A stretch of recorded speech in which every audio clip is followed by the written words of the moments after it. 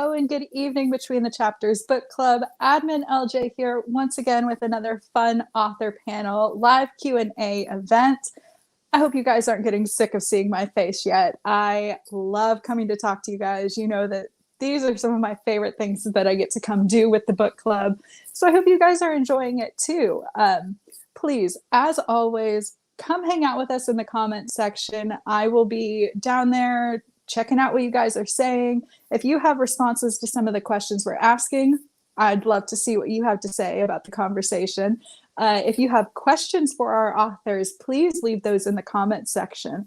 As always, if you leave us a question during our hour broadcast, so that's before 6 p.m. Eastern, then you'll be entered to win a flash giveaway. We're going to give away a surprise mystery thriller suspense novel, probably an advanced copy of something that you really want to read. Haven't quite decided what I'm going to pull out of my bag of tricks yet, so you want to be the one that wins because it's probably going to be a really fun book. Again, if you want to enter to win our surprise giveaway, all you have to do is leave us a question so we can ask it on air. I'm really looking forward to this hour. You know that even though I'm not a huge mystery reader myself, I'm a little bit of a scaredy cat. I get really scared when I read any kind of thriller novel.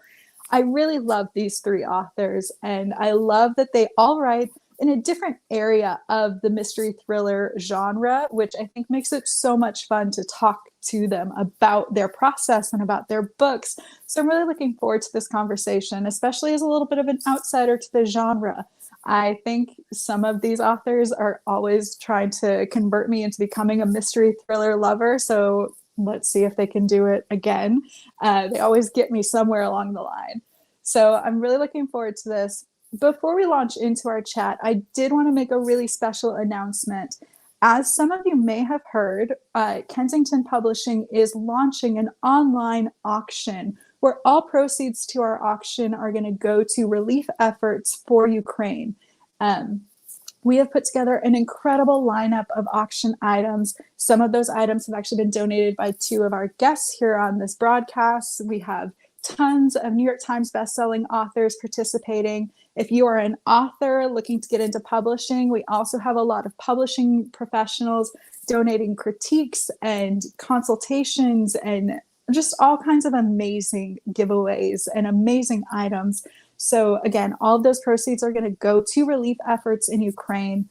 We've put a lot of time and work into this, and we're so excited to bring it to you guys and to try and raise as much money as possible. So definitely check out Kensington's social media profiles. We've shared all of the information over there. We're going to post it here in the group as well. You're going to hear so much about it. You're probably going to get a little tired of it. But I hope you'll check it out and join us in that auction and on our relief efforts. And yeah, thank you in advance.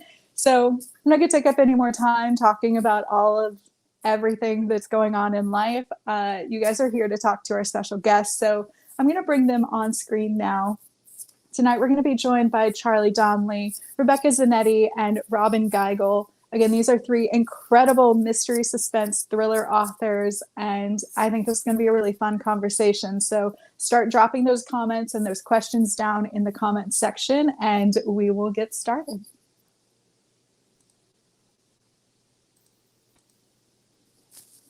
Hi, everyone. Thank you so much for joining us this evening. Lauren. Hi, Lauren. Hello. I mean, I've already kind of gone on and on about all of the reasons I'm excited to have you guys join us. You know, I'm a huge fan of all three of you. I've worked with all three of you for quite a while now, so I'm already a bit of a fangirl. I'm biased about it, but that's okay. For any readers who may not have known your work or may not be familiar with you or your book, I would love to give them all a chance to meet you at the top of our chat. So I'm going to have Charlie kick us off. Can you introduce yourself and your book to the readers? Sure. Thanks for having me again, Lauren. My name's Charlie Donlea. I'm the author of 6 thrillers. My newest one is 20 Years Later. And 20 Years Later is briefly about a television journalist who is investigating a murder case that was abandoned 20 years earlier in the wake of 9/11. That's the quick gist of it. And yeah, 20 years later is out now. Perfect. And then Rebecca, why don't you introduce yourself? Hi, I'm Rebecca Zanetti, and I actually have my book here because I knew Charlie was going to do it. I saw, before this, I saw him get up and grab his book, so I did the same thing. I always forget. You Can Run it's the beginning of a new thriller series, and it features a child prodigy who becomes a profiler, and she has to go back to her small Washington town to basically solve a mystery that ends up very, very, very close to home. So it was tons of fun to write. And so far, it seems like it's doing all right. So I'm really excited about it. Perfect. And then Robyn, why don't you introduce yourself in your book? And I do have it up here as well. Thank you for having me, Lauren. Welcome, everybody. My name is Robyn Gigl, and I did also saw Charlie grab his book, so I went and grabbed mine. Whoops, that way. There you go. Survivor's Guilt. I am, in addition to being an author, I'm an attorney, and I'm a transgender woman. So Survivor's Guilt is the second in the Erin McCabe series. Erin McCabe is a transgender criminal defense lawyer, and in Survivor's Guilt, she and her partner take on the murder of a very wealthy financial person and his adopted daughter, who has pled guilty, but is she really guilty, and who's behind everything? And so it deals with money laundering, unfortunately, some child sex abuse and things of that nature, but it's a legal thriller. Well, first I have to say, I love that Charlie is the trendsetter for this group. Everyone made sure that they followed his example. I love it. I'll have to remember in the future to remind everyone to grab their books, so in case we don't have Charlie there to remind everyone for us. Like I said, I love that everyone kind of writes in a very different area of the mystery genre and the thriller genre. As someone who isn't the biggest mystery reader, I don't think I ever really realized how many different directions there were for the genre. So I love that we're so well represented here with all the different avenues. That was just a little aside from me. We have tons of questions coming in. Thank you so much, readers. You guys are asking some really great questions already. I had some questions prepared, but I'm going to jump straight over to the readers because they're really bringing some good ones. First up, if you could trade places with any character in your book, who would you want to trade places with? And let's have Rebecca start us off.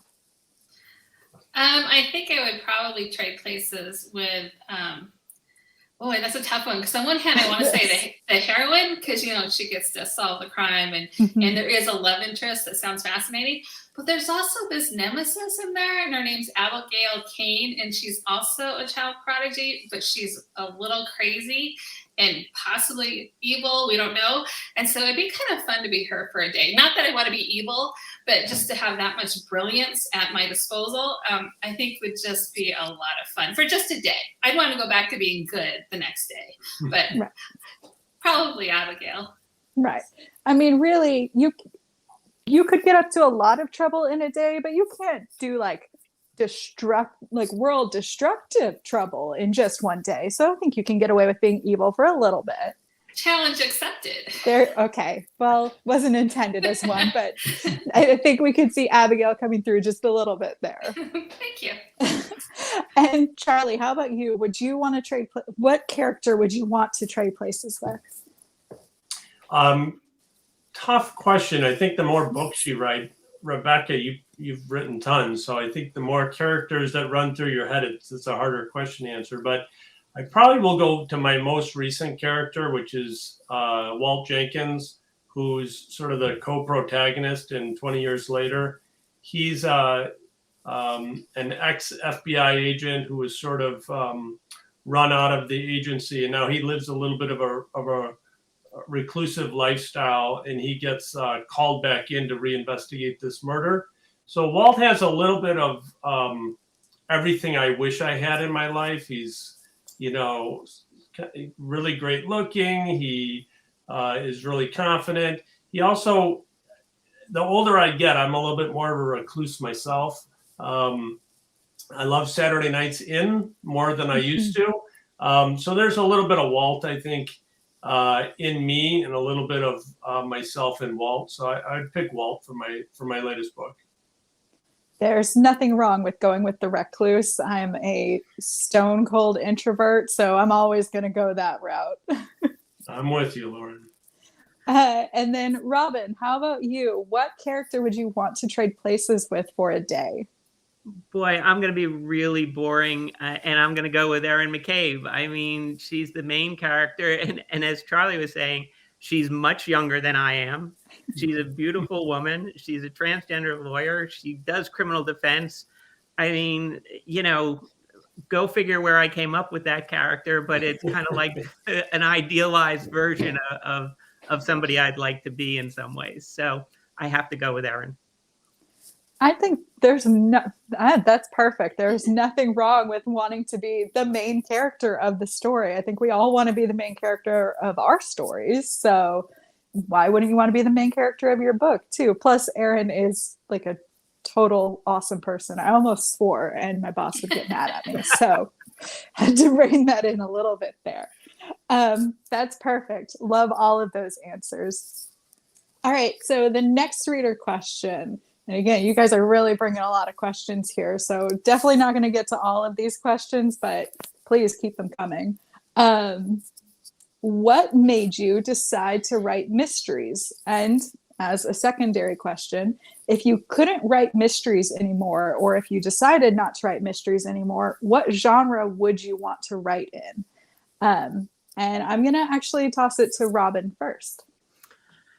And I don't consider either one of Erin McCabe's books mysteries in a classical sense. They're a little more suspensey. Yeah, they're again, they're legal thrillers. They involve lawyers and cases and things like that. And why would I write that? Well, I'm a lawyer. I've been practicing law for 45 years, and it's something that I'm obviously very familiar with.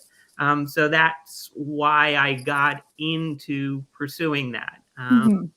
If I weren't to write a legal thriller, and in fact, Sitting in a Briefcase Someplace is that novel that was never finished and never published, is a story that is basically a satire of the legal profession.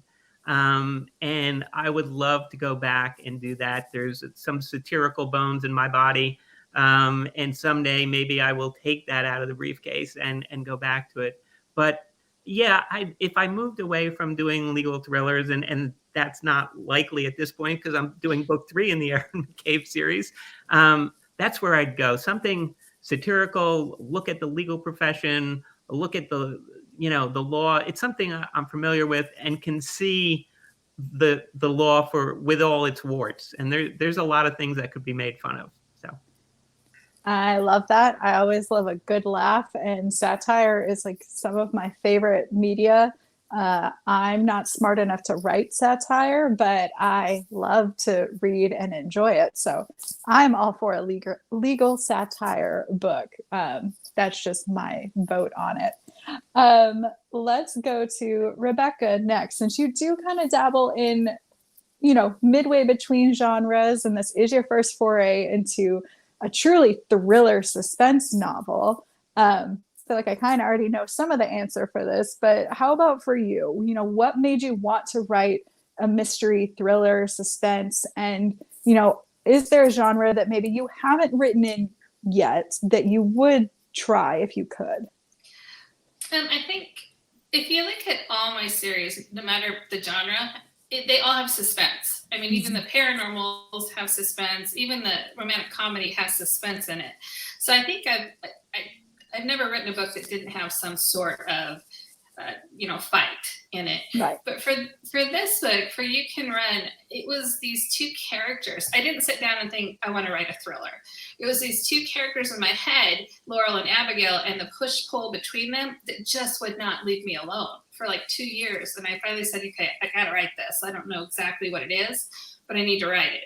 So it was that made me kind of move genres a little bit more. And it was a lot of fun to do. And so I'd like to stay there.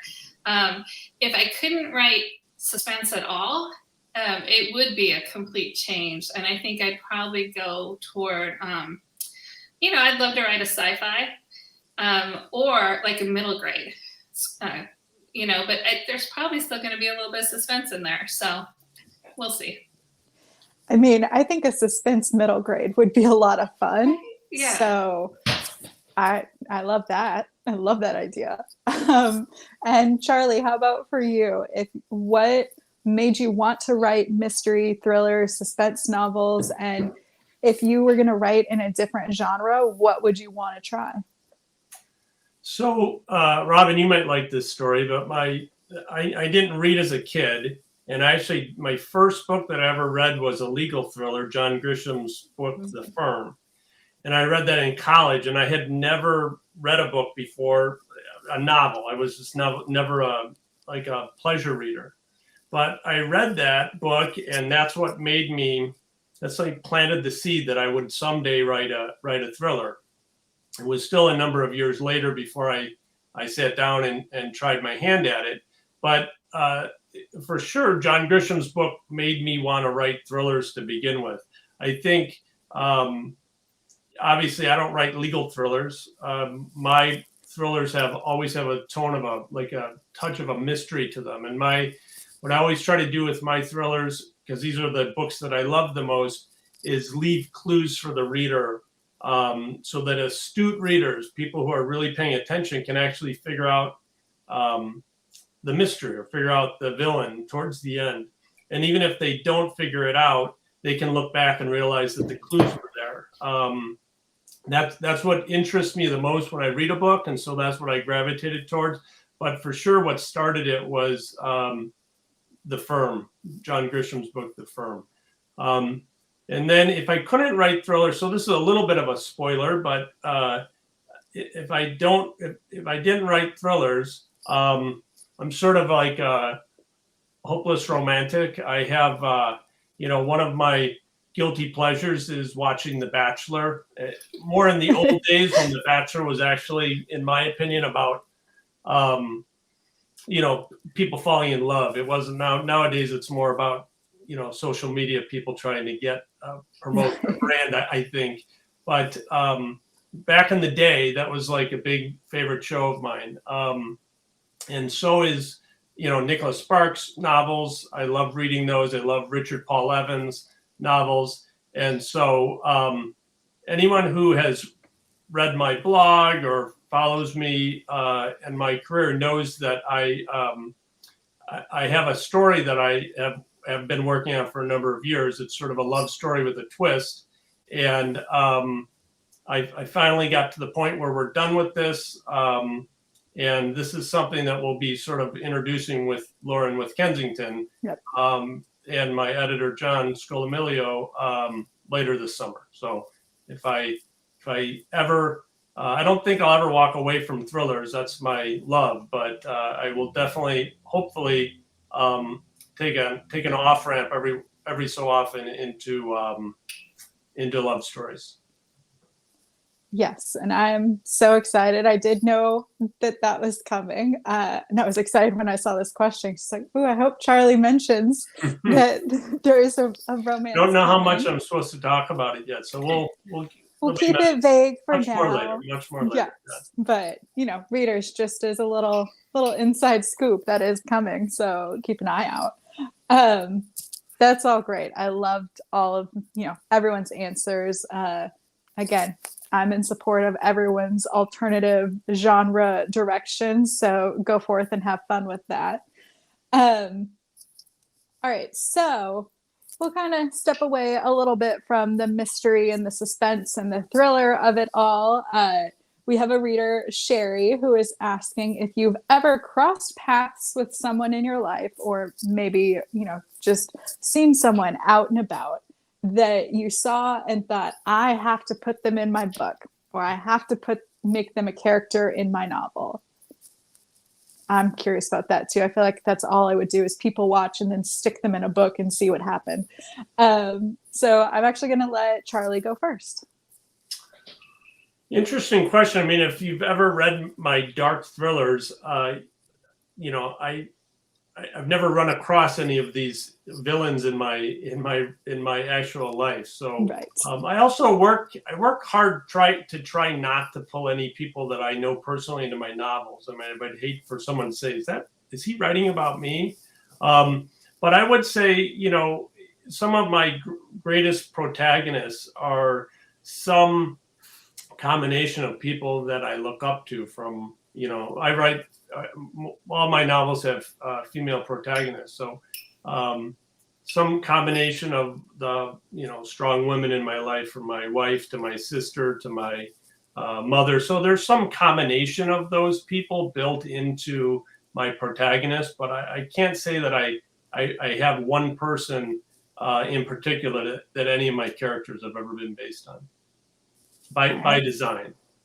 Right. Maybe not consciously. Right. And Robyn, how about you? Have you ever put someone in your book that you would run across in real life? The answer is yeah, and I think authors steal from everywhere. So I'm probably not real unique in that, but there's two that I can think of. I've said more than a few times that Peg McCabe, who is Aaron's mom in both books, is an homage to my mom, and the relationship between the two of them is not the relationship necessarily that I had with my mother, but it's a close, loving relationship. And my mom had a wicked Irish sense of humor, and so does Peg McCabe. And so I freely admit that I stole from my mom to create Peg. And then the second one, in Survivor's Guilt, there's a detective.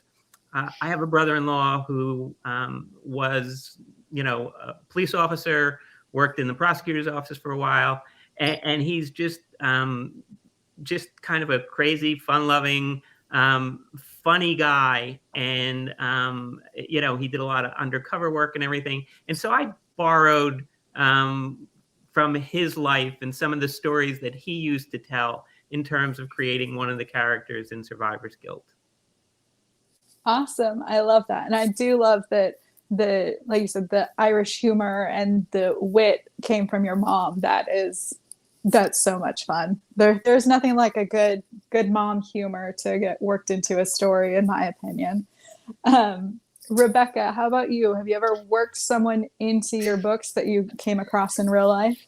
Well, I don't have a very, very nice answer like that. The truth is, if someone's really mean or not nice, I see someone like that, they die horribly in my book. And I've done that several times, but I always figure they kind of deserve it because I've seen them do something bad or mean. And there's a question that asks where the inspiration for Abigail came from. And I used to be a lawyer. I was a trial attorney. And so there were a few people who combined to create Abigail. So, but she has not died horribly, just for the record, at least yet. So I'm definitely seeing more and more of Abigail's fire and like darkness coming through the more you talk. So I thought I'd preface that really well with saying they're mean people, so they should die in a book, right? I mean, I'm not saying I disagree. I think it's a great strategy. And I think you're a nice person, just so you know, so you're safe. Oh, good. I always worry. So okay. As long as I don't show up anywhere, I will feel safe. All right. Again, we're going to step even a little bit further away from the craft and writing of it all. I do love this question, and I'm curious. Do you have a favorite author that you would like to meet one day? This one's a little hard to always. It's always hard to pick a favorite. So I don't want to throw anyone on the spot. If you already have an answer or idea, throw a hand up, and I'll go to you first and give everyone time to think. So anyone want to go first? All right, Rebecca. You know, I've met a lot of authors, obviously, through the years, but I have not met Stephen King. So that would be interesting. I feel like that's a top tier answer. I would never turn down the opportunity to meet Stephen King. Back when, so my writing idol is John Grisham. So back when the world was more normal, and I was in New York for the book expo with Kensington, I knew John Grisham was doing a signing at the same time that I was. So my signing ended, and I hurried up and finished my with my counter, and I rushed over to see if I could, I'm thinking, oh, I hope he's still there. Well, his line was like another hour wait Right. to go see him, and I didn't have time to meet him. So I would say John Grisham would be someone I'd love to meet at some point. I also wanted to meet Kevin O'Brien, who's a Kensington author, and he's from the Chicago suburbs. And I did get to meet Kevin when he did a signing at a local bookstore. So that was a blast. Perfect. Love Kevin. He's a sweetheart. Charlie, John Grisham is certainly would be on my list because he's been an influence like he was in your life. S.A. Cosby, Sean Cosby. I mean, I just love his books. And so I would really love to meet him. And then kind of one out of left field for what I write and everything else would be Christopher Moore. I love those kind of zany Christopher Moore books. And I would love to meet him because I'd love to have a conversation with him because what a wonderful author and what strange books he comes up with. I think that's perfect. Your favorite author doesn't have to directly match what you guys are writing. I can totally believe it, totally see it. So I hope you all get to meet the authors of your dreams as soon as the world goes back to normal. Like Charlie said, hopefully at book conferences or something. That's the only place I can ever track down an author. So I'm always waiting and watching. I'm ready for those to come back. All right. So since we're off the topic of actual, story process and everything, I'm going to jump in. This is one of my questions, but also asked by a reader. So I'm going to work it in. What is your perfect writing environment? What do you need to be able to sit down and write? For me, I would definitely have to have music or a podcast. I need it dark in the room. That's what I would need off the top of my head. So I'm curious, what kind of environment do you have to have in order to be able to do what you do? And we'll let Robyn go first. I mean, this is real easy for me because I write. I mean, if you look behind me, this is my condo and there's a couch there and that's where I write. Now that might not sound like, it's the best writing environment, but I'm also looking out at the Atlantic Ocean. So, it's kind of nice. I work all day, I write at night and weekends. And so, I can't have music playing. I can't be listening to anything. I just need to be alone, sitting on my couch, doing my thing. All right, perfect. I mean, I feel like that view alone would be lots of nice inspiration. So jealous of that setup. And then Charlie, how about you? I'm an early morning guy. So I'm up. If I can get to my computer at 5:00, that's the best thing for me. I still have young kids, and when they're awake, the house becomes chaotic. They're not young, they're teenagers, but they definitely demand attention. So when I can get up, coffee, early morning, I feel like the world's asleep still. That's when I do my best writing. And I have a strange quirk of loving to write on vacation. I don't know what that is, but I'm at a resort. I love to get up at the same time, grab coffee, bring my laptop to some area, Robyn, where I can see the ocean, and spend a couple hours before the resort's awake. And I love to do that as well. But I'm a morning guy for sure. Yes, I will say those. I always end up seeing on social that Charlie is on vacation and writing, and I'm both jealous and confused every time I see that come through. I don't get it either. It's just a quirk of mine. I'm not going to give it up, though. Hey, it works, so keep doing it. And then Rebecca, how about you? What is your perfect writing environment? My perfect environment is here in my office because I have windows on both sides that look out towards a lake and towards all the mountains toward Canada. So, I mean, it's really beautiful and peaceful. But what I need is a keyboard. I mean, I write anywhere. I write on planes and I think that writing on vacation, I think there's something about being in a different environment that just kind of adds to creativity. Because I'm the same way. I look forward to writing time when I'm somewhere else. I think it just adds to the voices in your head a little bit. Agreed. I love that. I gotta say, my brain gets shut off the second I'm on vacation mode, so I don't know that I could be creative if I needed to. So it's interesting to me that, you guys are able to do that. I love hearing that, though. That's one more reason I'm not in the writer column and I'm on this side of the screen instead. All right. I mean, one of the reader questions, Charlie has already kind of answered this a little bit. I'd love to hear a little bit more about it, or a second runner up on this question. But we have a reader wondering if you can remember the first book you read that made you fall in love with writing and made you want to be a writer. Like I said, Charlie, you've already touched on this a little bit. If you want to talk a little bit more about it, or if there's another book that also gave you that drive and fire, would love to hear about that as well. I'm going to let you actually kick us off, Charlie, since you've already touched on this. So what is the book or books that made you go, this is what I want to do? Yeah, again, it was The Firm by John Grisham, and to speak about how powerful that book was. I mean, besides that, it was a massive blockbuster, and became a really successful movie and has sold millions and millions of copies.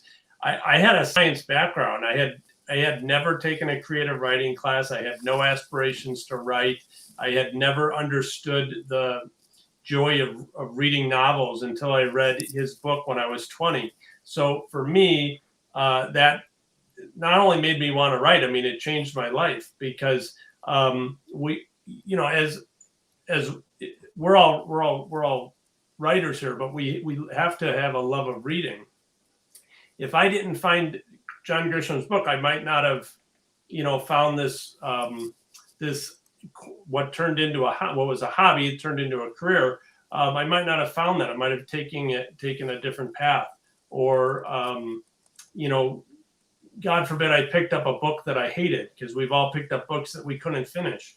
Had that been my first experience with a novel, I might not have ever tried to read another one. I definitely wouldn't have tried to write one. So for sure, it was John Grisham's book, and it did a lot more for me than just give me a few hours of entertainment. I mean, it started me out on this career of mine. Perfect. I love that. That's a great answer. Let's go to Rebecca next. Do you remember the book that made you want to write? Oh, sure. It was the Nancy Drew series. I was a Nancy Drew, Hardy Boys, Trixie Belden girl. And I spent my childhood reading, and I would even have to negotiate with my parents, because I was such an introvert that if I went and played softball, I could have the whole weekend to myself in my closet, away from my sisters, and I could read all weekend. And my mom would hand in macaroni and cheese, and I would just keep reading and reading and reading. And that started with the Nancy Drew books. I don't think I've ever heard anything more adorable in my life. I love that. Robyn, how about you? Do you remember the book that made you fall in love with writing and wanting to be a writer? Yeah, and my answer is going to be more like Charlie's and Rebecca's. The first book that just amazed me was Catch-22 by Joseph Heller. I was probably 14 or 15. I was in high school, and you had all the required readings that you had to do in high school, and most of the books were pretty boring. And like Charlie said, it didn't exactly make you thrilled to be a reader or a writer. And we were on vacation, and my parents had rented a house, and on the bookshelf was Catch-22. And I pulled it off the shelf, and I started reading it. And I was just amazed that this novel did things that I didn't know you could do with a book. I talked earlier about satire and being funny. And this book was serious. It was tragic. It was hysterical. It was so many things that I never knew an author could do. And it just filled me with awe. And I can't tell you how many times I've read that book over the years. Every once in a while, I'll pull it off the shelf and start reading again. And it's never lost its magic for me. And so that was the book that changed me. And that book that sits, that manuscript that I have that sits in the briefcase, that was going to be my catch-22 of the legal profession. Never got it done, but who knows? Maybe I will. Never say never. I do love that it's, one of those books from a required reading book, can't speak all of a sudden, that made you fall in love with it. Because I have to say, I've mentioned this before on these chats, I was such a stubborn person that the second a teacher told me I had to read a book, I could not pick it up, even if it was something that sounded like my type of book. So it's always amazing. It wasn't a required book. See, I'll have to go back and check those lists again and see if maybe now as an adult I would like it. I mean, so I do know it was one of ours, and that's really? why I know I didn't read it, because I had to say no if someone told me to. So I love that. Thank you all for sharing your book with us. I was trying very hard not to react to one of the questions that came in. I just have to shout out this person. This next question that's coming in, probably my favorite question that's ever been submitted. So thank you so much for this one. To everyone, you're going into the future, let's say in a time machine. Which 3 books would you take with you? Ooh. It's going to be a hard question, so everyone can take a minute to think if they need to, and just throw up a hand when you have an idea. I'll let Robyn and Rebecca think about this difficult question while I give my answer. So mine would be, none of them are necessarily classics or at all classics. Okay. But like you, Robyn, I reread The Firm every once in a while, every couple of years. So I would bring The Firm. I would bring Pat Conroy's book, The Lord of Discipline, because that's another one that I loved. And then I would bring Stephen King's book, The Stand, because I don't know that I would ever read a 1,500-page book otherwise. But I know it's on my list. It's been on my list for years. And so I'd have to bring it with me to at least keep it on the list of something to read. No, smart. I would also, taking one of the largest books you can is a very clever way to go about it. All right, Robyn, Rebecca, I'll let whoever wants to go first, go first. Well, obviously I have to go with Catch-22. I have to bring that. The World According to Garp. Another book that just kind of blew me away when I read it. And kind of, I gave this one a little bit of a preview. Probably Lamb by Christopher Moore. Again, another satirical, funny, irreverent book. And although it didn't necessarily, it inadvertently changed my life. I had given that to my middle son for Christmas one year. He was probably in high school. And I put an inscription in it that said, maybe someday I'll get a book from you with your name on it.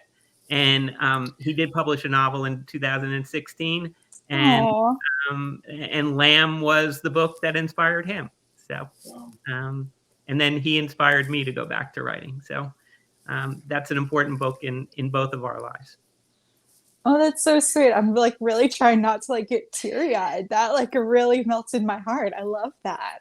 All right. So moving on to Rebecca before I start crying on air. So I really admire Robyn and Charlie, because when you said 3 books, I stopped breathing. I mean, my heart started palpitating at the idea of only having 3 books. Yes. And I went completely blank. The one thing I know for sure is I would take a medicinal, these are the plants that can save your life type book with me. And other than that, I'm taking them all on my Kindle. That's smart. I can't pick. I just can't choose. And I'm trying to reduce stress, and so I'm not going to do it. You know what? I think the Kindle is a smart loophole. Thank you. Great loophole. Yeah. Thank you. Well, perfect. Loved all of those answers. I'm genuinely trying not to get emotional. Robyn really got me on that one. But I loved everyone's answers. So thank you so much. That was a tough one, but that may have to be a question that I start asking all of our panelists going forward, because that was so much fun. All right. So we already talked a little bit about your perfect work environment. For me, the equally important question that I have to know, what is your perfect writing snack? What do you have to munch on while you're writing? I am a huge snack person. I'm munching on something all day long. So always love to hear what is your go-to snack when you're working. Let's start with Rebecca. For me, it's actually a warm drink. So either coffee or herbal tea or a hot toddy. So I just like the warm drink when I'm writing. Perfect. And then Robyn, how about you next? I'm going to be like Rebecca on this question. Do I really have to just pick a snack? I would probably say potato chips if we're talking snacks. I'm like Rebecca. I like to have coffee or tea or something like that. But if it's a snack, I'd say potato chips. Perfect. A classic go-to. And then Charlie, how about you? Yeah, I'm not a snacker, I guess, when I write. I'll just drink a pot of coffee, but I don't know that I've ever eaten when I've written. That's a strange one for me. Coffee in the morning, and if I ever have to write in the evening, maybe I'll have a glass of wine. But it's always something to drink, never something to eat for me. I guess I am just the outlier in that I always want food on hand. So well, I'm a snacker in general. Just when I'm writing, I don't know. It's mostly coffee. That makes sense. Robyn and I will just be the snack go-to people over here, I guess. All right, perfect. Thank you all for sharing that. Here's another question that may be a little tricky, may have to think on it for a minute. So again, if you want to, I'll let whoever wants to go first. But can you describe the main character of your most recent book in 3 words or less?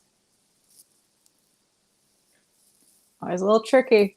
30 words or less. I can do it. Brilliant, awkward, and adventurous. Yes, that is an accurate description for Laurel. I'll say Avery Mason is smart, courageous, and curious. And Perfect. I'd say Aaron is also intelligent, resourceful, and determined. Love it. Those are all very strong descriptions. So love that. All right, we've got another reader question coming in. This one is going to be structured a little bit differently. This reader question is specifically for Rebecca first, and then I'm going to broaden it for both Charlie and Robyn. So we're going to do kind of a two-step system here. So Rebecca, first up, we all know, and we know from some of our last chats, that you were very good at doing hands-on research for your writing, and definitely going through some interesting situations in order to get said research. Did you do any kind of fun hands-on research for You Can Run specifically, or did you pull from some of your background research?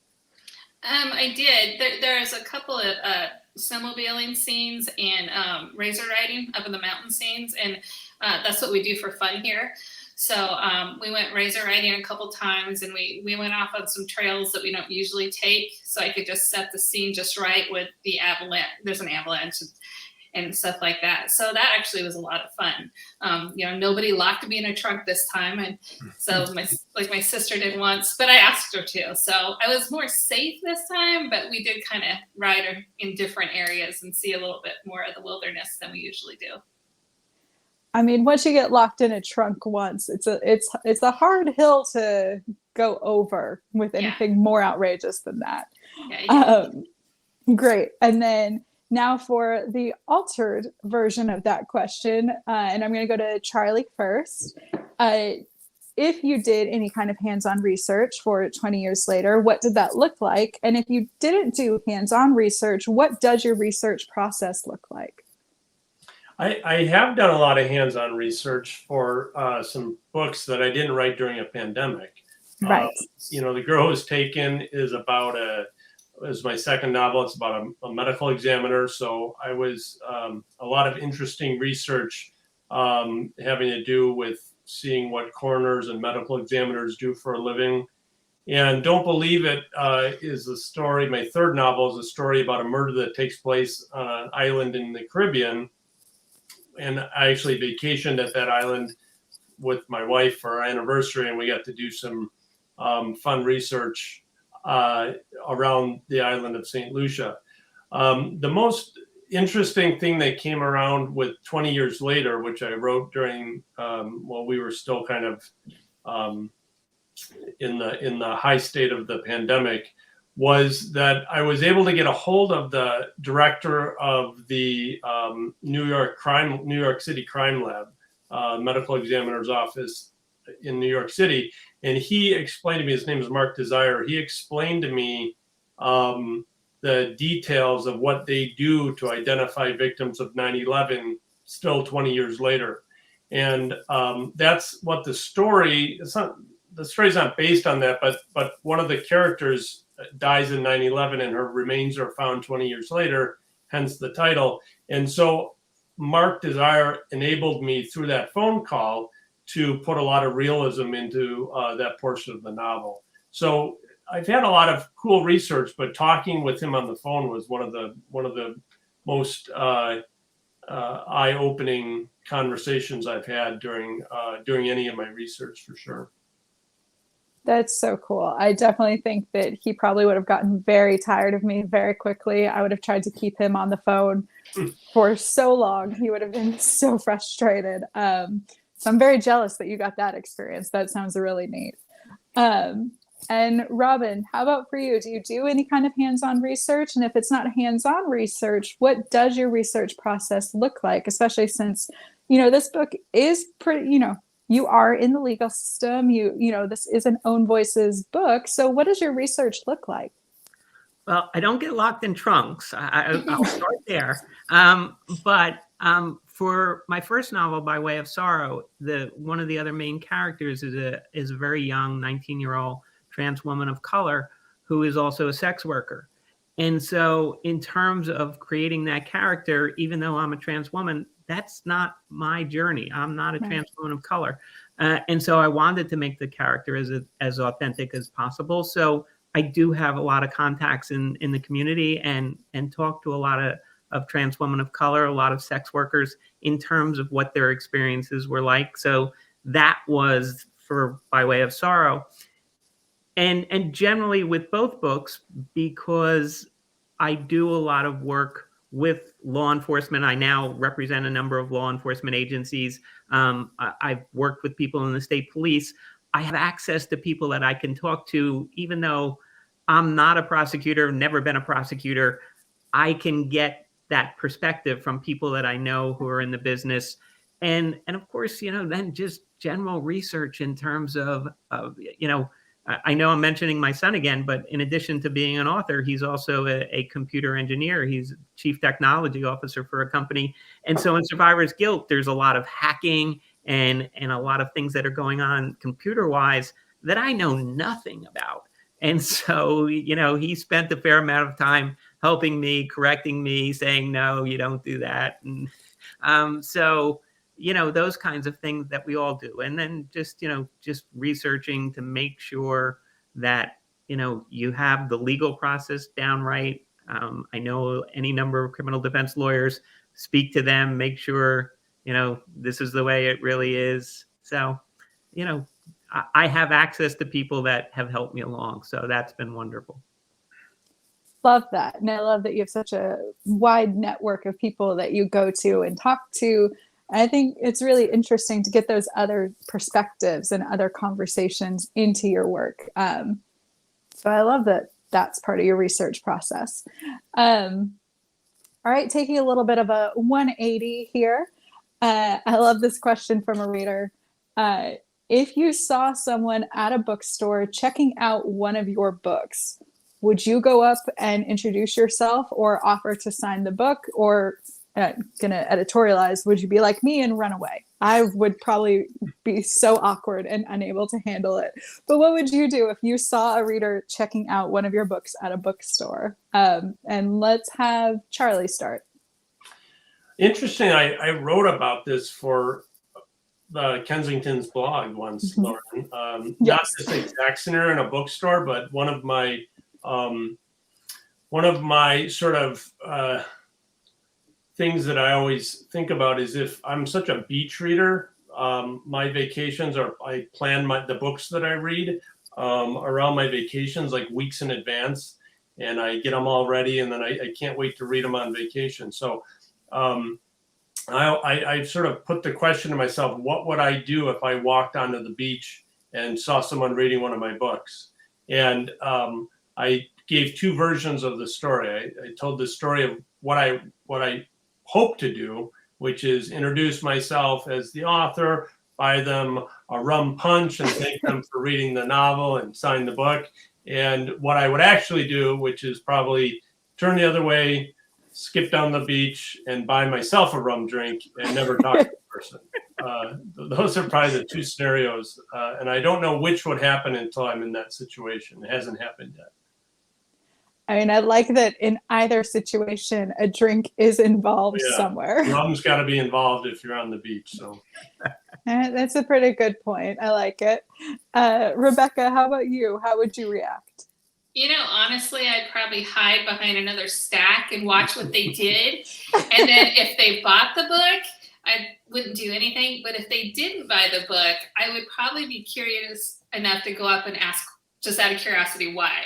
You know, was it the blurb? Was it just, you know, out of curiosity? I think it would take something like that to get me to talk to them. Though I did learn something. A while back, I walked into, I was in an airport before COVID, and my books were there. And I got excited, and I knocked a bunch over accidentally. And all these people came forward to help me put them back up. And I explained I was the author. So they all bought a book. You know, they all bought one. So I'm like, that's how you sell books. So that's what we need to start having all of our authors do. Just Got knock it. books over.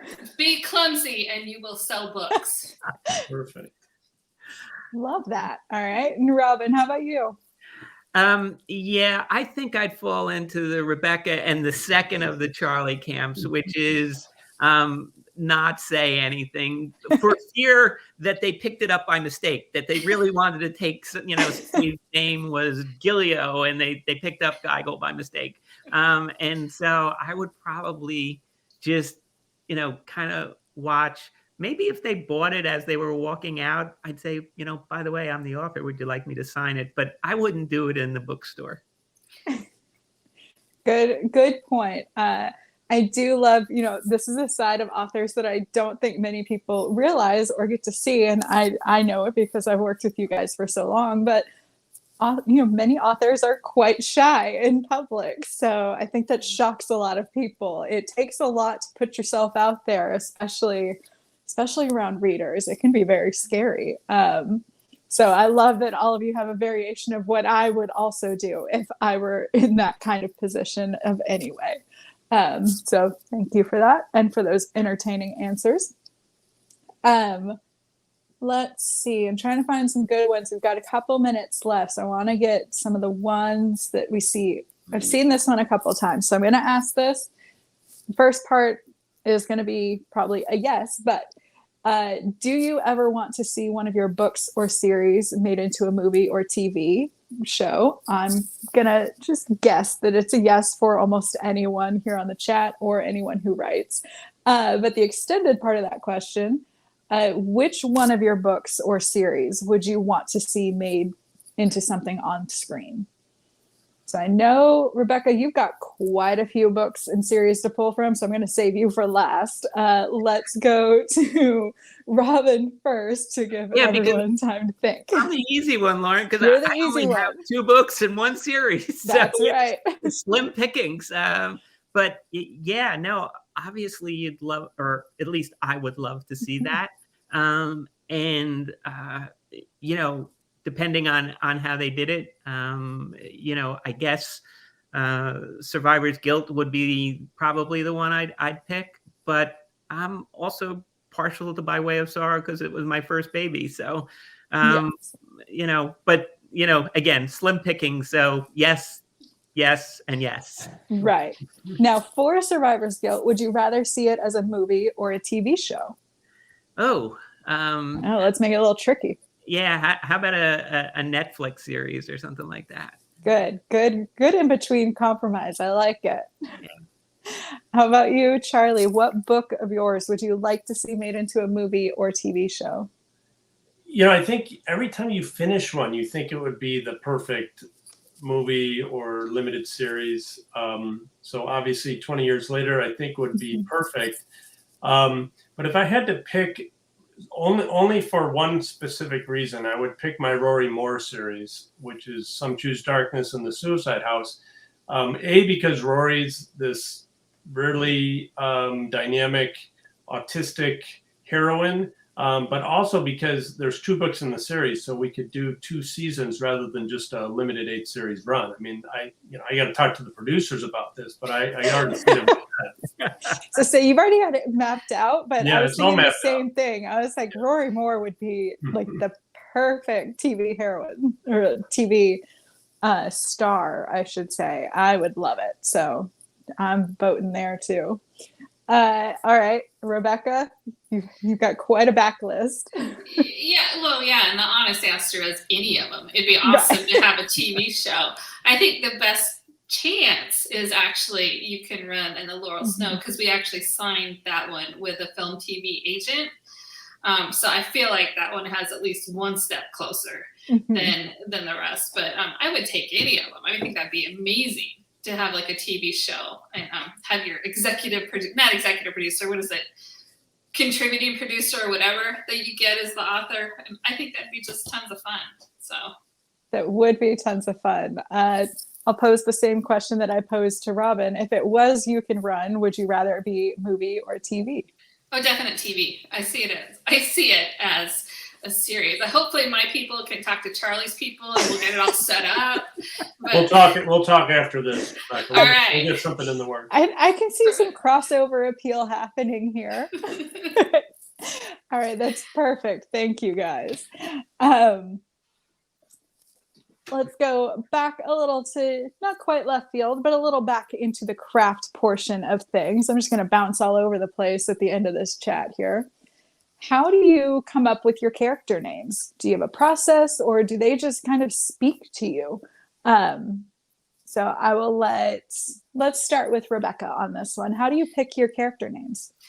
Actually, they usually just pop in my head, and I'm sure they come from somewhere because, looking at the screen, I like how Robyn is spelled with a Y. I'm like, that's a great name. I am absolutely going to use that name for someone really cool, really, really cool in the future. But, like 2 years from now, it'll just pop in my head and go on the start typing it. So I'm sure that names come from somewhere, but I feel like they just show up when they show up.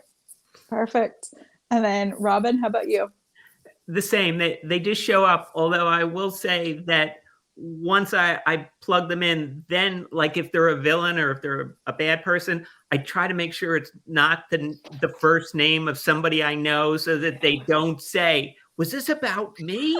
And no, it just happened that way. So I'm cognizant of people who are close to me not being named in the book in any way. But yes, they just pop up. And you try to figure out, make sure you don't have a lot of one nationality as opposed to another and things of that nature. Perfect. I love that you double check that it's not anyone you know. I would forget to do that and then name my best friend, and it would probably be a disaster somewhere. So if Robyn shows up as a villain in Rebecca's next book, we're gonna know we'll know what happened. And Charlie, how about you? How do you name your characters? I don't know if I have like a bit of dyslexia or what it is, but one of my problems when I read for pleasure is when I come across a confusing name, it just throws me off every time I see it in the text. So I'm really careful to name my main characters, really even my secondary characters, to use names that are easy to pronounce, and easy to recognize. So, Avery Mason is as a prime example. You can't mess up the pronunciation. And maybe that comes from living a life with the name Donlea constantly pronounced as Donlea.